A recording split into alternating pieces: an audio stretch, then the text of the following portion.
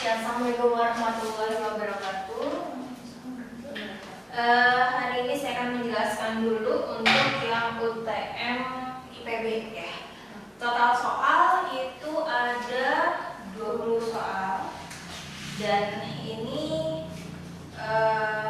materinya masih kelas SMA ya. Jadi dari tingkat level kesulitannya juga tidak sesulit gitu ya. Oke. Kita lihat dulu nomor 61. Percobaan yang dilakukan oleh Louis Pasteur berhasil mengembangkan teori generatio spontanea dengan memuaskan. Berikut ini adalah hal yang terpenting yang digunakan dalam percobaan Louis Pasteur. Louis Pasteur itu mencetuskan teori biogenesis. Biogenesis itu apa? Makhluk hidup berasal dari makhluk hidup sebelumnya. Oke, ada 2 poin penting dalam percobaan Louis Pasteur. Pertama, dia pakai apa medianya? Daging atau kaldu daging? Kaldu ya. Pakai yang pertama dia pakai yang namanya kaldu daging. Dagingnya daging. Ya, kaldu daging. Yang kemudian satu lagi yang berbeda dengan lainnya percobaannya itu pakai suatu botol. Ya, botolnya adalah dengan botol leher angsa. Ya. Jadi ini kaldunya adalah kaldu daging tapi bukan daging ayam gitu ya, tapi daging sapi gitu ya. Jadi ini adalah 2 poin yang memang membedakan percobaan dia dengan percobaan yang lain kayak Francisco Redi atau Lazarus Spallanzani. Jadi kira-kira jawabannya yang mana? Yang botol leher angsanya. Ya, jawabannya yang botol leher angsa. Yang ini berarti jawabannya adalah yang delta. Ya. Kemudian nomor 62. Makhluk hidup tidak keracunan zat sisa metabolisme yang dihasilkan oleh tubuh mereka karena adanya proses yang dilakukan tubuh adalah zat sisa metabolisme itu ada macam-macam. Ada CO2 dan H2O yang dikeluarkan oleh paru-paru. Urin dikeluarkan Ginjal. gitu ya. Berarti jawabannya adalah betul salah. Kalau betul salah adalah yang apa tuh? Yang C.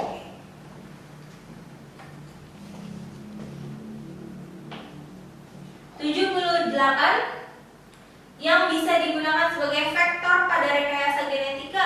Ya, vektor untuk rekayasa genetika atau pembawa untuk rekayasa genetika hanya satu-satunya adalah plasmid. Berarti jawabannya adalah yang E.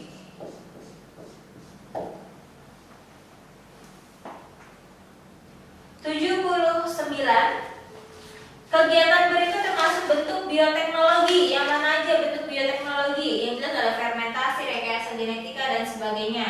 Nomor 1 betul nggak? Fermentasi karbohidrat menjadi alkohol? Betul. Salah satunya ini bioteknologinya bisa diaplikasikan bioteknologi tradisional. Bikin apa? Bikin alkohol kayak tape kayak gitu. Itu adalah proses nomor 1. Nomor 9 berarti 1 betul, otomatis 3 betul. 4. Rekayasa genetika, bioteknologi bukan? Ya, 4 betul. Otomatis kalau 4 betul berarti nomor 2 juga betul. Berarti semua benar. Jawabannya adalah yang E. Selanjutnya nomor 80. Pada manusia, fertilisasi terjadi di mana? Fertilisasi itu adalah pertemuan antara ovum sama sperma. Adanya di mana sih? Adanya di dalam tuba falopi atau disebut juga dengan saluran telur. Jadi jawabannya adalah di yang D.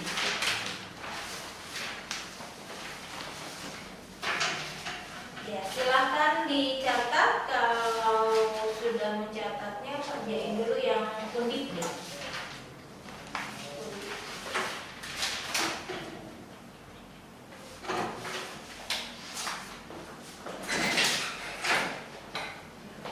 Selanjutnya nomor 21 untuk yang UN, ujian mandiri undip. Ya.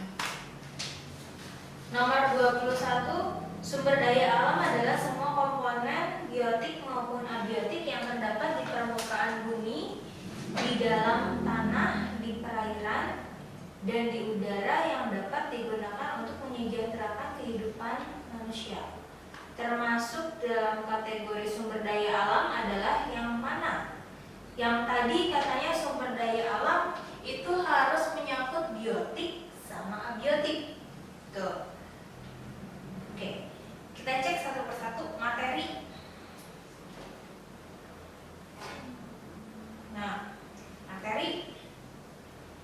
Nah, materi ini rancu gitu ya. Yang B, energi. Ya, energi termasuk komponen abiotik. Berarti masuk sumber daya alam. Karena real gitu ya, yang namanya sumber daya alam salah satunya misalnya energi matahari itu dibutuhin salah satunya untuk fotosintesis gitu ya. Terus ada lagi energi yang lain misalnya air ya, energi gerak gitu ya. Salah satunya gerak misalnya dari air ataupun dari udara itu bisa jadi pembangkit listrik gitu ya. Jadi nomor 21 itu yang termasuk kategori sumber daya alam itu adalah energi. Nomor 22, virus yang menginfeksi bakteri disebut apa? Bakteri. Adalah bakteriofag. Jadi bakteriofag itu adalah virus yang menginfeksi bakteri. Nomor 23, tumbuhan paku mengalami pergiliran keturunan atau metagenesis. Tumbuhan paku yang terlihat adalah tumbuhan paku pada fase apa? Tumbuhan paku terlihat pada fase apa? Terlihat pada fase sporofit. Tumbuhan lumut terlihat pada fase apa? Pada fase gametofit. Berarti yang mana? Tumbuhan paku yang terlihat adalah tumbuhan paku yang pada fase sporofit atau sporofit. Jawabannya 23 adalah yang A. 24. Upaya biokonservasi sumber daya alam tanah dan air dapat dilakukan secara vegetatif guna menekan laju erosi tanah dan aliran air. Dapat digunakan apa? Nah, ini menekan laju erosi tanah adalah yang mana? Dan aliran air. Ini lebih ke erosi tanah. Nanti kalau ada erosi tanah biasanya ada longsor. Ya, berarti ini berkaitan dengan terasering tanah. Ya, pembuatan terasering. Jadi yang sawah berundak-undak tuh kalau misalnya ada membuat sawah tapi di daerah yang istilahnya yang terjal gitu ya. Itu kan ada membuat undak-undak seperti itu adalah salah satu cara untuk menekan laju erosi tanah gitu ya. 24 jawabannya adalah yang B. Maksudnya secara vegetatif itu apa? Vegetatif itu buatan. Oh. Itu kan dibuat. 25. Banyak dijumpainya fitoplankton dan zooplankton di daerah litoral dan neritik, menyebabkan daerah tersebut memiliki apa? Fitoplankton tinggi, zooplankton tinggi. Mereka itu sebagai apa sih? Mereka sebagai yang namanya produsen. Oke. Kalau produsennya tinggi, otomatis organisme yang lain itu juga tinggi. Artinya apa? Makhluk hidupnya itu akan tinggi, banyak. Dan akibatnya apa? Keanekaragaman hayatinya itu juga akan tinggi juga. Gitu. Berarti jawabannya nomor 25 adalah yang B. Nomor 26. Pada proses respirasi, oksigen di luar tubuh masuk ke dalam tubuh melalui proses difusi. Proses difusi oksigen terjadi pada apa? Jelas kalau difusi oksigen itu ada di dalam paru-paru. Pertukarannya itu ada dalam paru-paru. Tapi yang lebih tepat itu adalah di dalam alveolus. Alveolus berarti jawabannya adalah yang B.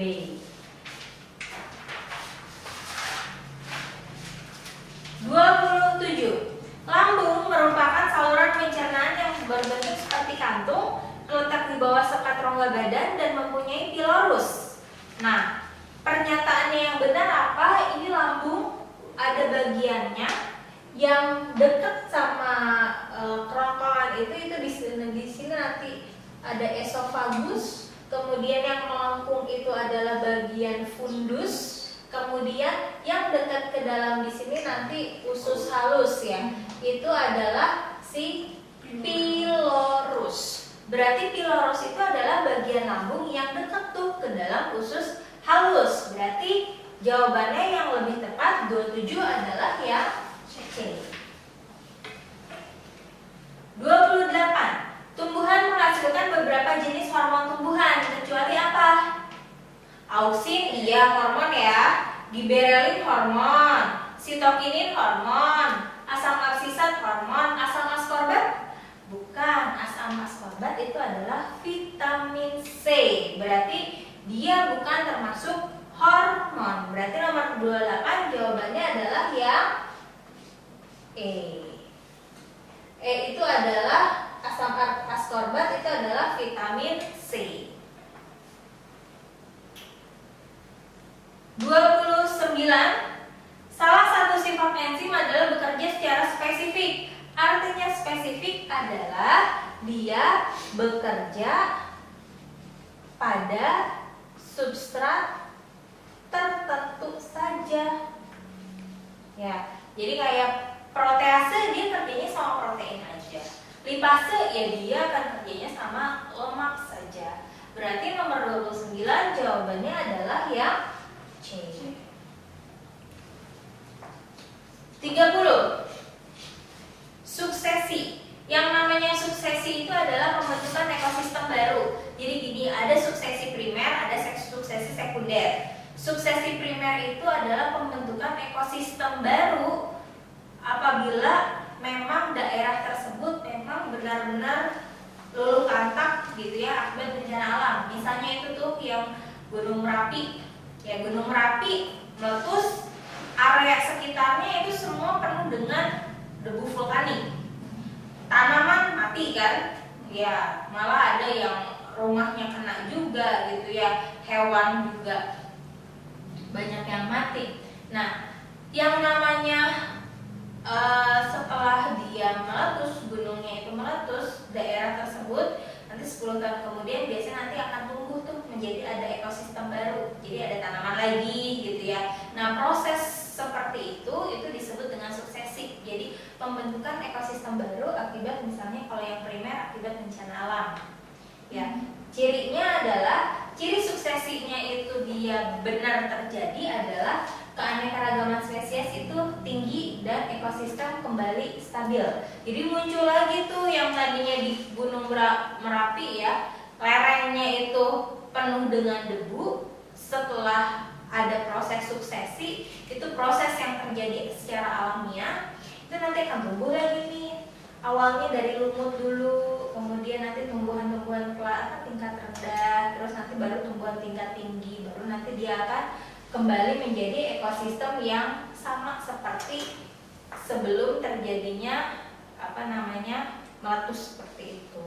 Nah, jadi nomor 30, selama proses suksesi berlangsung sampai akhirnya mencapai klimaks, maka akan terjadi apa? Makin lama tanamannya makin beragam atau keanekaragaman spesiesnya makin lama akan meningkat. Jawabannya adalah yang A. 31. Kelenjar endokrin yang terletak di dasar otak besar yang disebut master of gland. Master of gland ini adalah kelenjar hipofisis. Berarti jawabannya adalah yang B. 32. Basapurin atau pirimidin bersama dengan ribosa dan berinteraksi dengan fosfat disebut, nah, masih ingat PGB. PGB-nya itu adalah, P-nya itu adalah fosfat, G-nya itu adalah Gulanya itu adalah ada deoksiribosa sama ada ribosa. B-nya itu adalah basa nitrogen, ini ada urin, ada lagi pirimidin. Nah, gabungan ini yang disebut dengan yang namanya nukleotida. Ya, nukleotida itu fosfat, gula, sama basa. Atau 32 jawabannya adalah yang A.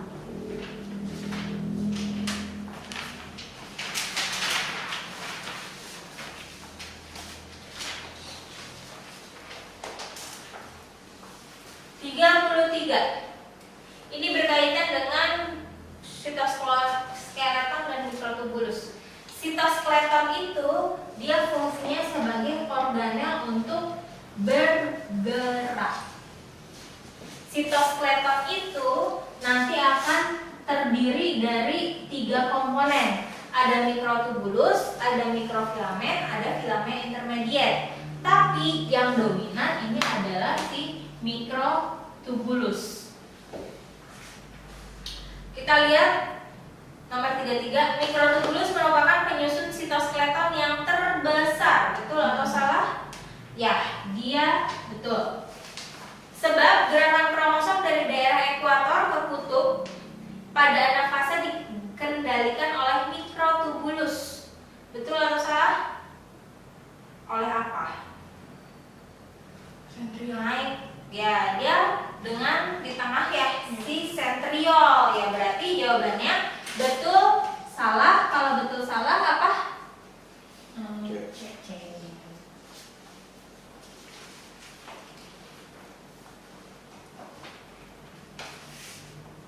34. Ini berkaitan dengan pernafasan perut. Kalau pernafasan perut, kalau otot diafragmanya relaksasi, diafragmanya melengkung ke atas. Otomatis rongga dada akan mengecil. Ini inspirasi atau ekspirasi? Kalau relaksasi. Ini adalah masuk nafasnya atau keluar nafasnya. Keluar atau disebut dengan ekspirasi. Udaranya exit ya, keluar. Berarti pada pernapasan perut apabila otot diafragma relaksasi dan otot dinding perut kontraksi, maka isi rongga perut ya akan terdesak ke arah diafragma. Melengkung kan, jadi isi perutnya balik lagi kan ke atas. Ya, berarti betul ya. Sebab posisi diafragma akan cekung ke arah rongga dada. Diafragma akan cekung kan? Ya, berarti betul dan ada hubungan. Ada hubungan berarti jawabannya adalah yang A.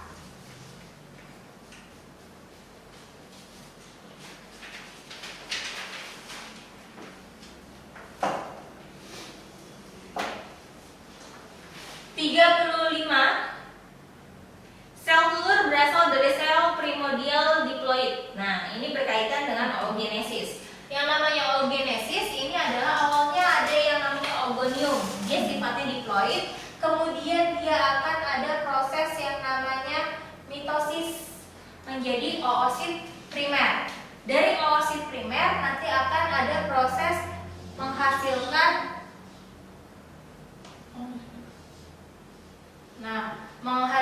akan ada proses meiosis. Nah, oosit primer ini nanti meiosis 1. Ya, meiosis 1. Meiosis 1 itu menghasilkan oosit sekunder sama badan kelar 1. Kemudian nanti akan ada meiosis 2. Itu akan menghasilkan apa sih ini namanya? Ootit sama 3 badan polar. Ya, ini N. Pernyataannya, sel telur berasal dari sel-sel primordial diploid yang terdapat pada ovarium, disebut oogonium, yang selanjutnya akan membelah secara mitosis berkali-kali membentuk oosit primer. Oogonium menjadi oosit primer, betul atau salah? Membelahnya? Ya, betul. Sebab oosit primer membelah secara meiosis menjadi sebuah sel besar disebut oosit sekunder. Oosit primer memang membelah, tapi nanti jadinya nggak semuanya jadi oosit sekunder. Ada apa? Ada badan polar satu. Ya, berarti di sini betul salah. Kalau betul salah apa? Jawabannya kalau betul salah adalah yang C. 35. Aku bingung dengan kata-kata yang itunya mitosis berkali-kali. Ya, mitosis berkali-kali. Nah, di Itu sini cuma sekali doang. enggak bisa berkali-kali. Bisa berkali-kali.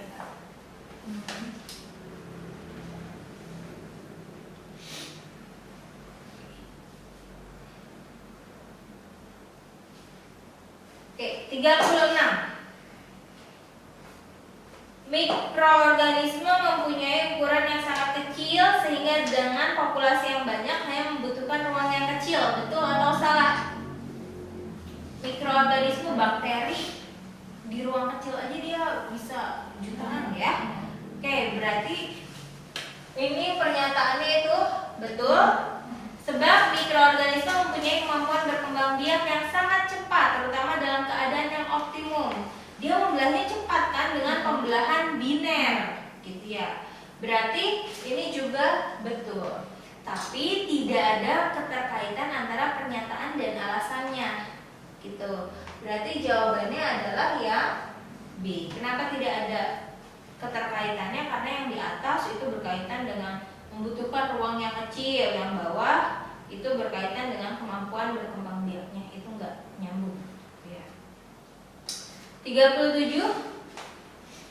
Pertumbuhan tanaman yang dipengaruhi oleh pertumbuhan tanaman juga dipengaruhi oleh faktor lingkungan. Faktor lingkungannya apa aja ya? Suhu udara masuk nggak? Oke, suhu udara masuk berarti kelembapan masuk ya. 1, 3. Ketersediaan air tanah dan mineral.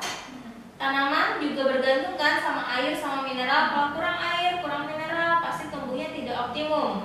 Berarti 4 betul, otomatis 2 juga betul, berarti yang E.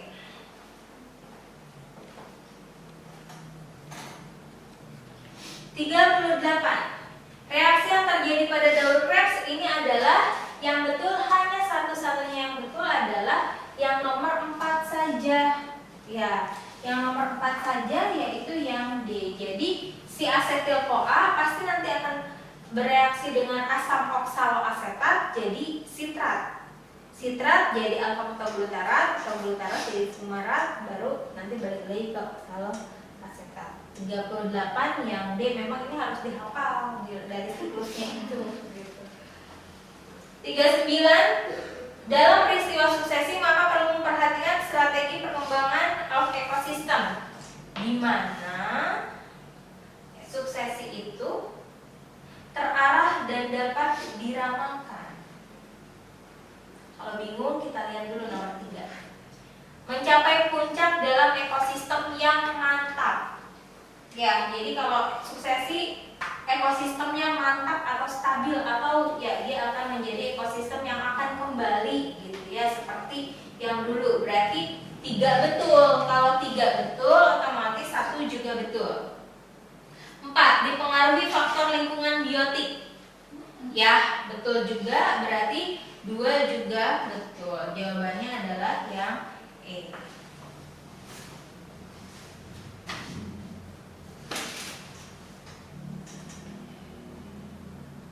40.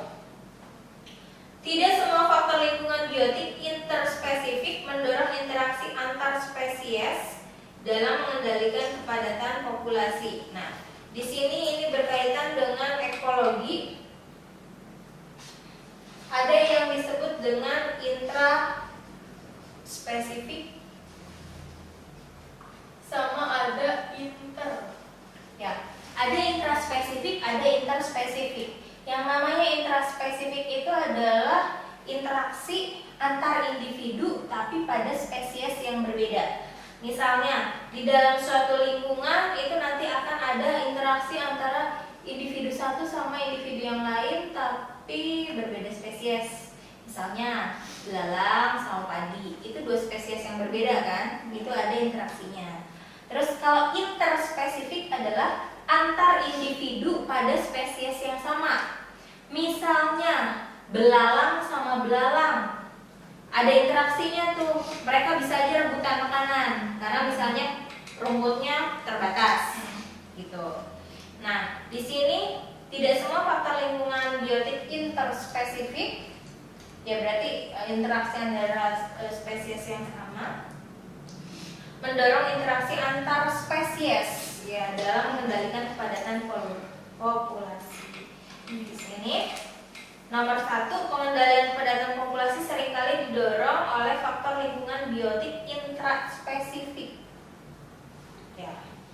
Pengendalian kepadatan populasi, coba. Pengendalian kepadatan populasi bisa saja didorong faktor lingkungan biotik intraspesifik. Misalnya gini, sama-sama misalnya ada belalang, tapi belalang di situ misalnya di lingkungan tersebut kan kalau intraspesifik antar dua spesies yang berbeda. Nih, kalau misalnya rumput di situnya sedikit, apakah belalangnya bisa beranak pinak di situ?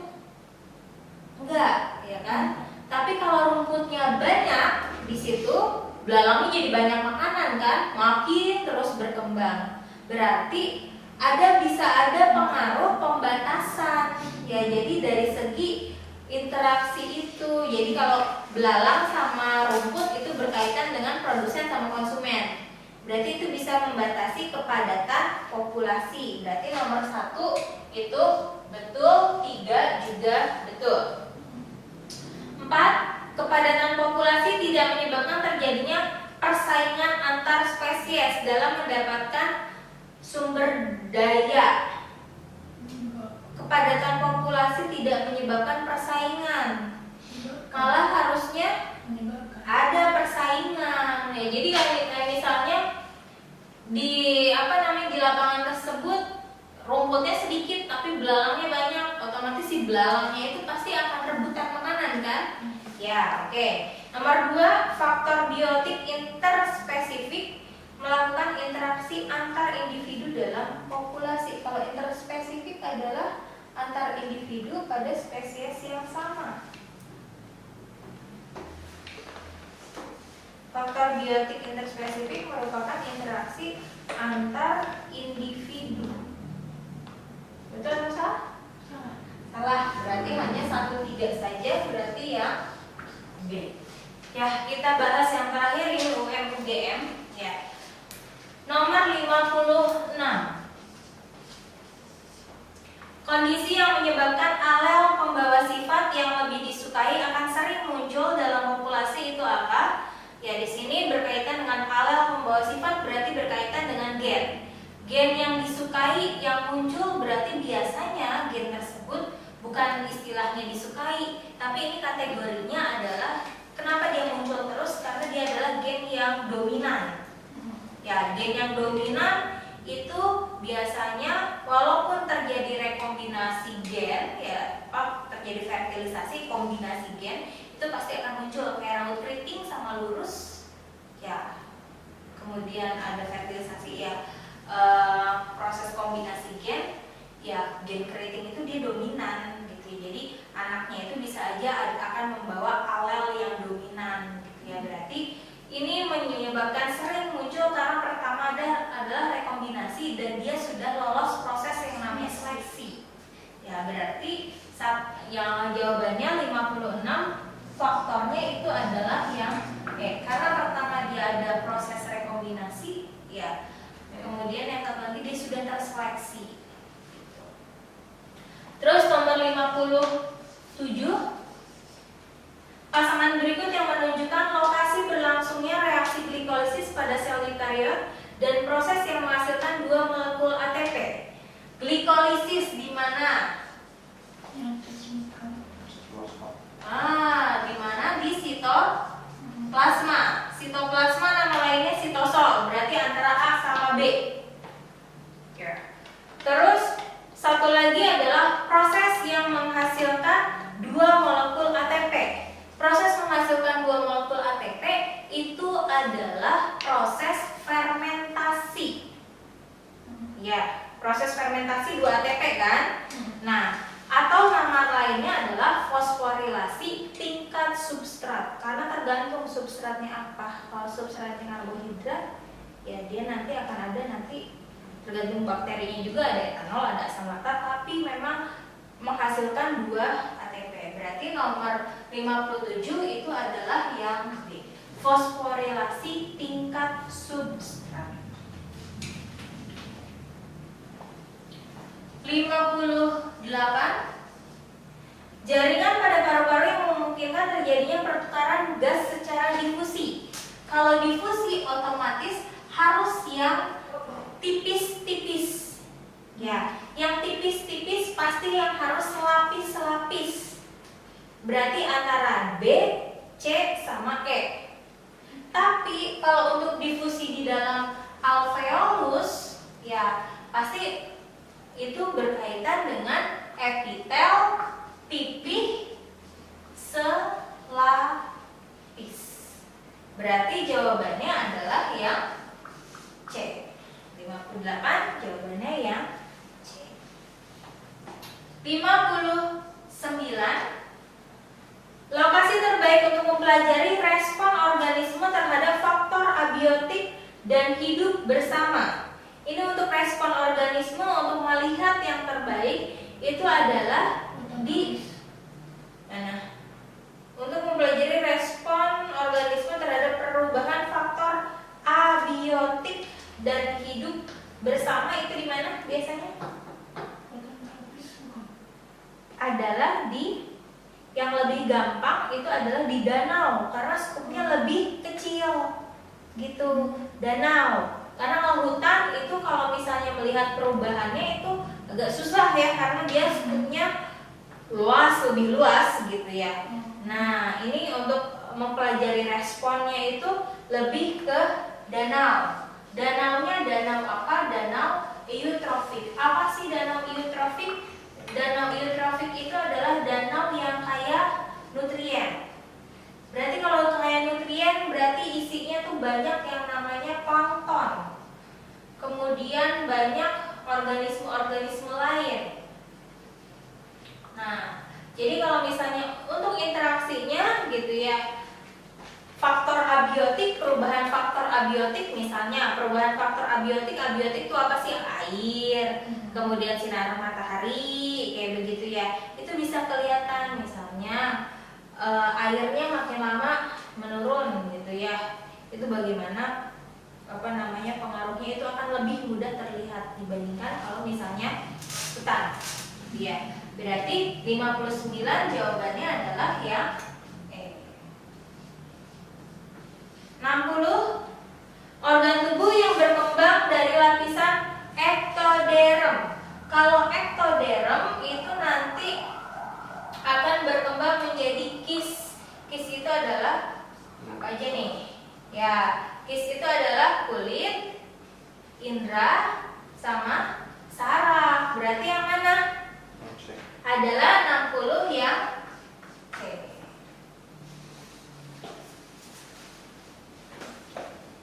61.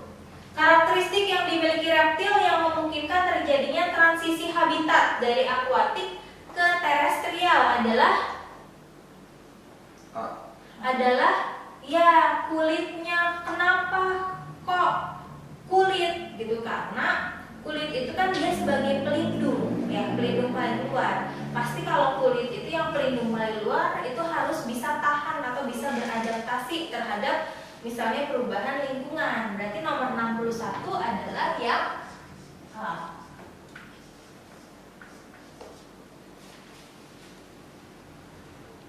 62. Penyebab kanker tidak dapat diketahui secara pasti karena merupakan gabungan dari sekumpulan faktor pencetus. Betul atau salah? Kanker nggak bisa disebabkan oleh apa sih? Kanker disebabkan oleh virus kah apa? Nah banyak, karena pertama bisa disebabkan oleh virus, tapi misalnya bisa juga dari pola makan, ada radikal bebas, kemudian ada juga dari genetik juga bisa berpengaruh. Jadi memang multifaktor gitu ya.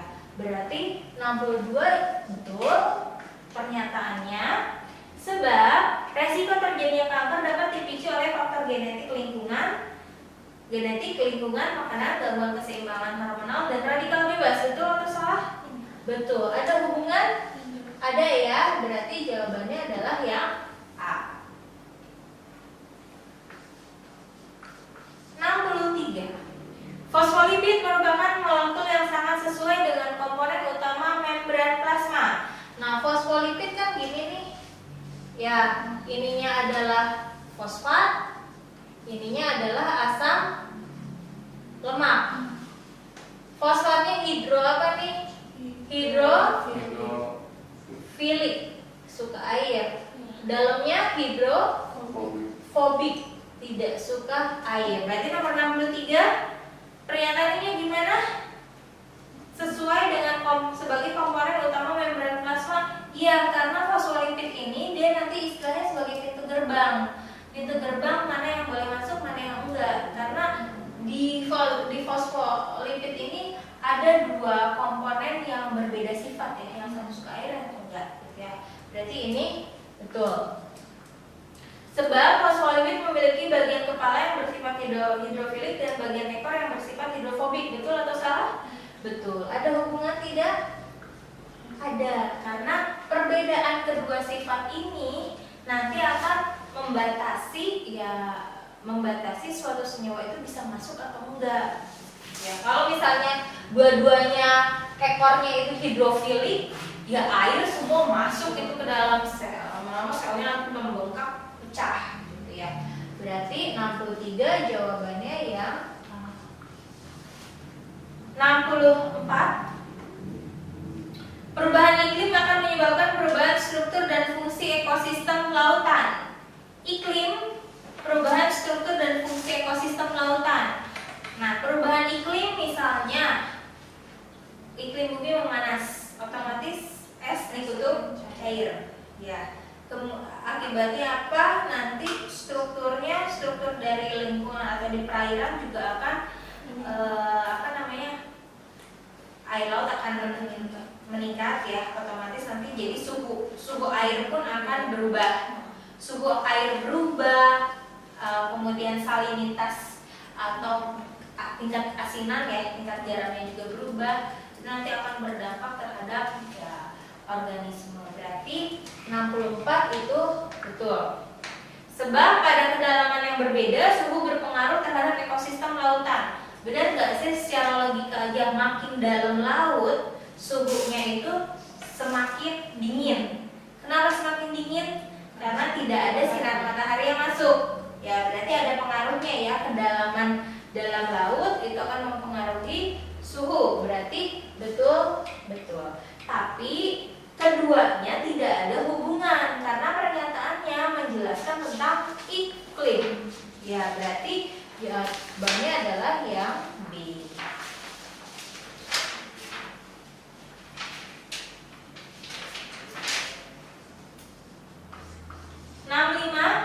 Teknik hibridoma dapat digunakan untuk pembentukan spesies baru dan pemetaan kromosom. Bisa nggak sih bikin spesies baru? Nggak bisa. Ya, hibridoma nggak bisa bikin spesies baru. Ya berarti 65 pernyataannya salah. Sebab teknik hibridoma menggabungkan dua sel organisme yang berbeda spesies. Jadi hibridoma hanya menggabungin dua sel saja, fusi sel gitu ya. Nah, berarti jawabannya itu betul. Salah betul, berarti jawabannya adalah yang D. 66. Dalam kondisi berpuasa, glikogen dalam hati dipecah menjadi glukosa, tetapi glikogen dalam otot tidak. Betul atau salah? Glikogen yang dipecah adalah hanya di dalam hati. Sebab kebutuhan glukosa tubuh saat berpuasa dapat tercukupi oleh pemecahan glikogen dalam hati. Itu juga betul. Karena yang namanya puasa itu kan durasinya hanya sekitar 12 jam lebih ya. Itu kategorinya adalah puasa jangka pendek gitu, dan itu cukup oleh hati saja. Tapi kalau misalnya puasa jangka panjang, misalnya tidak makan selama 2 hari atau 3 hari gitu ya, tidak makan, itu biasanya glikogen yang dipecah atau yang dijadikan energi yang otot juga gitu. Karena glikogen di hatinya udah habis. Jadi kalau puasa jangka pendek yang durasinya 12 jam, glikogen di hati masih cukup. Tapi kalau sudah puasa jangka panjang, sekitar waktunya 24 masih 48 2 hari gitu ya, nggak makan, itu glikogen di otot ya yang dipecah. Berarti betul-betul dan ada hubungan. 67. Mikroorganisme dapat dengan cepat mengantisipasi perubahan lingkungan. Yang namanya mikroorganisme dia juga punya sistem adaptasi. Kalau lingkungannya tercekam, misalnya bakteri, dia langsung bikin jaket atau bikin endospora gitu ya. Berarti 67 pernyataannya betul. Sebab mikroorganisme mempunyai sistem enzim yang terkoordinasi dengan baik. Itu juga betul. Ya, jadi pengaruhnya adalah dari enzimnya itu yang ada dalam tubuh. Dan ada hubungannya tidak? Yang atas tentang perubahan lingkungan, yang bawah tentang koordinasi enzim. Ada nggak? Nah, walaupun misalnya itu perubahan lingkungan juga dipengaruhi oleh memang enzim. Berarti ya A. 68. Perbandingan kerangka dan tengkorak antara hominid dengan manusia modern. Hominid itu manusia purba ya, tidak mampu memperkuat bukti evolusi, malah jadi bukti evolusi ya. Jadi bukti perubahan dulu itu seperti apa, sekarang seperti apa. Nah berarti ini mampu sebenarnya, berarti salah. Sebab tidak ditemukan kemiripan struktur anatomis tengkorak dengan kerangka hominid dengan manusia modern. Ada ya kesamaan? Ada. Ya, jadi salah. Berarti jawabannya yang apa nih? E ya.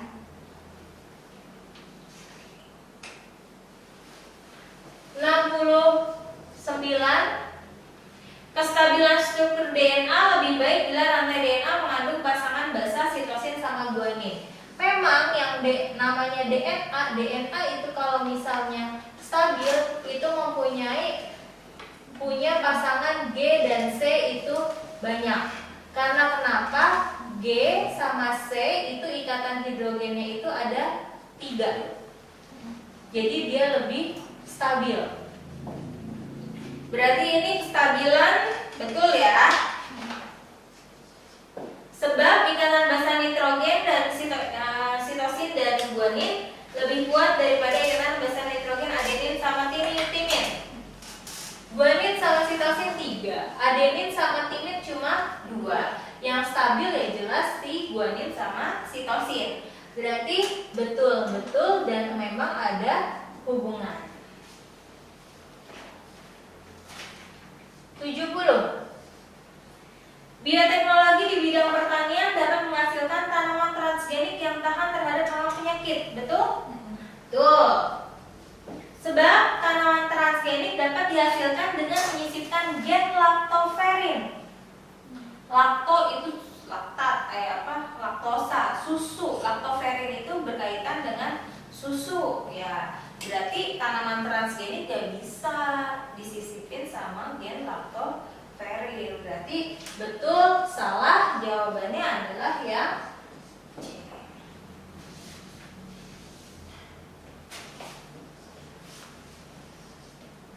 71. Daun yang terlindung dari cahaya memiliki karakteristik gimana? Kalau daun? Nah, kalau helaian daun tebal. Helaian daun tebal itu malah yang terkena cahaya. Kayak kaktus itu tebal. Gitu ya, berarti 1 salah, 3 salah.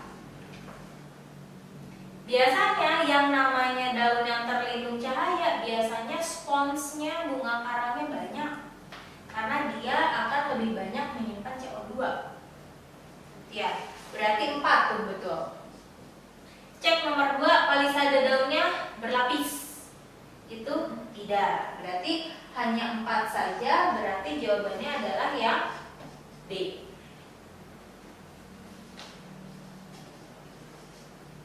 Kemudian nomor 72, pernyataan yang benar mengenai reproduksi Pteridophyta.